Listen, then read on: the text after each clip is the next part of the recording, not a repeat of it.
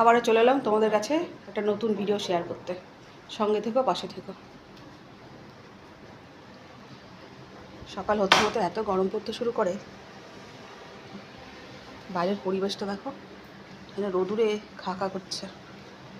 তো চলো সকালবেলা কি করছি না করছি একটু দেখাই তোমাদের। সকালে এমনি ঘরের কাজ হয়ে গেছে, এখন সকালে যে টিফিন করছি, সকালে টিফিন করবো, তাই যে ছোলার ডাল বসিয়েছি।